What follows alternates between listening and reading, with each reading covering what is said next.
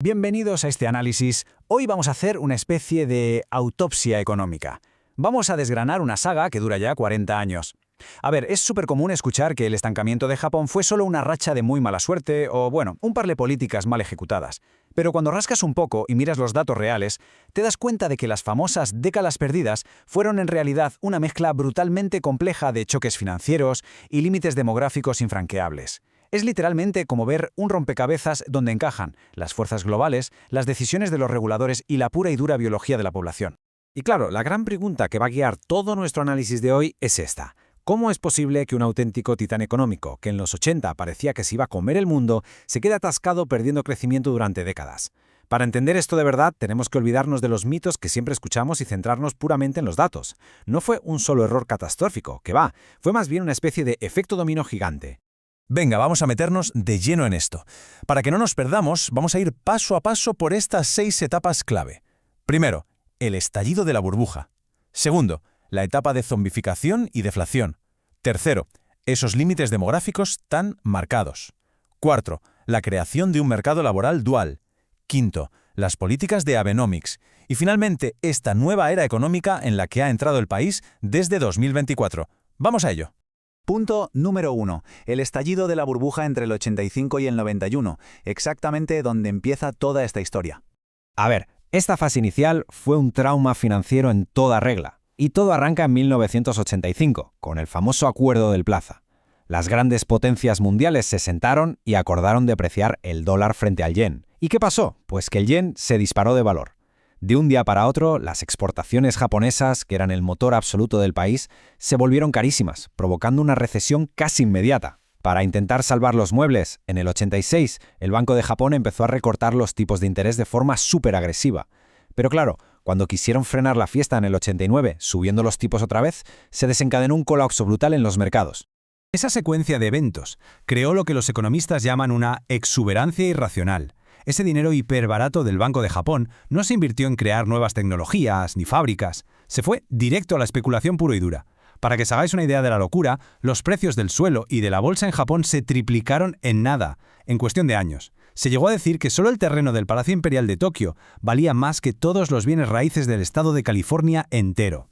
Así que cuando la burbuja finalmente pinchó, se evaporó una cantidad de riqueza inimaginable, dejando a los bancos paralizados y ahogados en deudas de propiedades que ya no valían prácticamente nada. Pasamos al segundo bloque, zombificación y deflación crónica. Básicamente, esto nos muestra la factura que se paga por mirar hacia otro lado. Vale, el punto clave aquí para entender las décadas de los 90 y los 2000 es este concepto que suena un poco raro, el evergreening o la refinanciación perpetua. Tras el batacazo enorme de la burbuja, los reguladores fueron muy indulgentes. Querían evitar el pánico de ver quebrar a los bancos, así que les permitieron seguir prestando dinero y refinanciando a empresas que, a efectos prácticos, ya estaban completamente arruinadas. Solo lo hacían para que las pérdidas no aparecieran en los libros contables de los bancos. Y fijaos en este ciclo, porque es letal.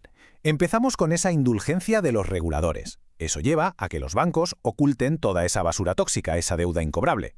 Como resultado, empresas súper ineficientes consiguen sobrevivir artificialmente, las famosas empresas zombie.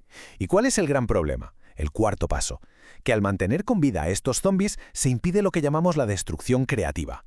Todo el capital y el talento se quedan atascados ahí y las startups jóvenes e innovadoras, las que realmente podían traer crecimiento, simplemente se mueren de hambre porque nadie les presta dinero. El ecosistema entero se quedó congelado. Y por si esto fuera poco, a toda esta situación se le sumó una trampa psicológica devastadora, la deflación.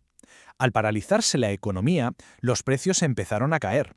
Y claro, pensadlo un momento, si sabes que mañana un coche o un ordenador va a ser más barato que hoy, ¿qué haces? Pues esperar.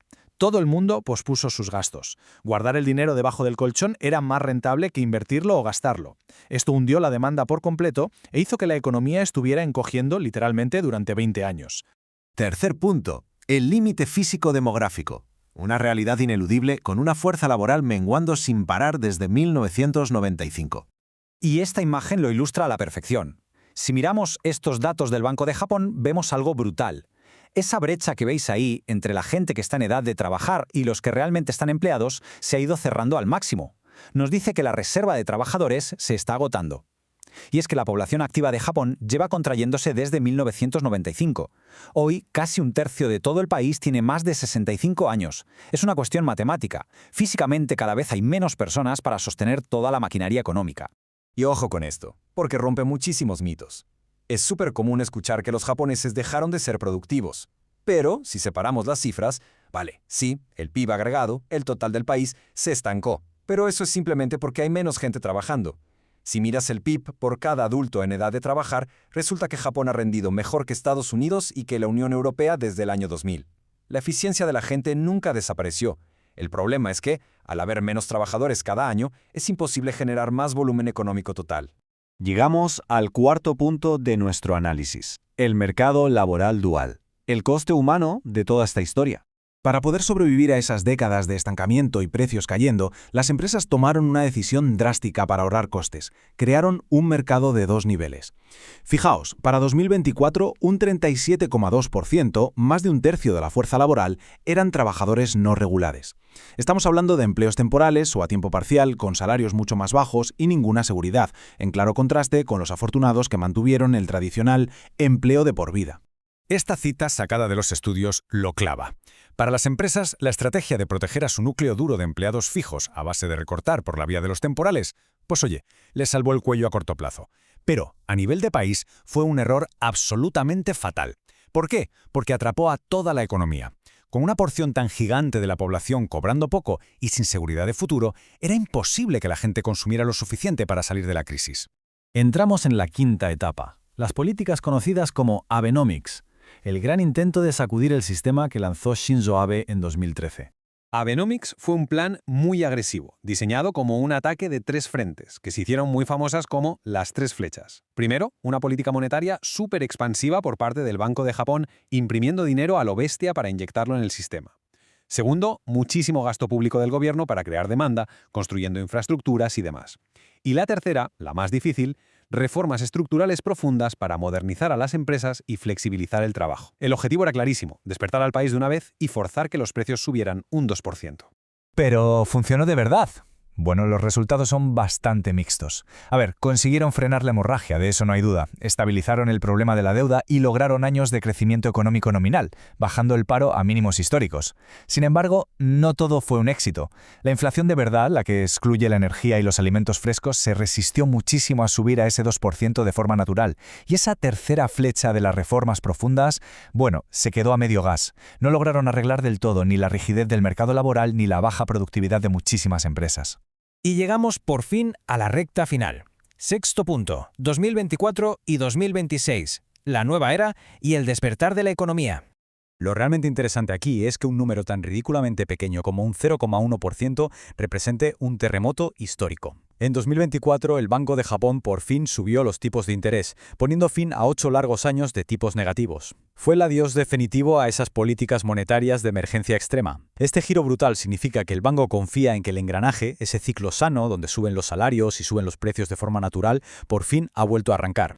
Y esa confianza viene impulsada por hitos gigantes como este. En las negociaciones salariales de primavera, las llamadas Shunto para 2026, los trabajadores de las grandes corporaciones han conseguido una subida de sueldos de más del 5%, un 5,26%.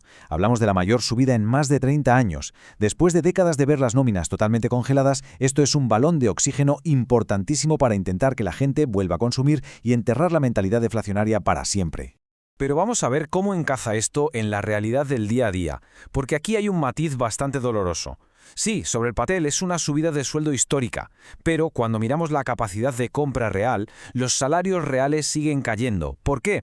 Porque la inflación global, especialmente de la comida y la energía, sumado a un yen muy débil, ha encarecido muchísimo la vida. Básicamente, la inflación se está comiendo de un bocado estas subidas de sueldo, y ya van 4 años seguidos de pérdida de poder adquisitivo para las familias. Y esto nos deja justo en medio del gran debate actual, la que podríamos llamar la paradoja salarial de 2026. Después de repasar 40 años de burbujas, bancos zombies, una población envejecida y bancos centrales imprimiendo dinero a destajo, la gran pregunta que queda flotando es: ¿Ha logrado Japón romper por fin la maldición y curar las décadas perdidas o simplemente han cambiado un problema por otro, pasando de la deflación a una época de alta inflación y pérdida de poder adquisitivo?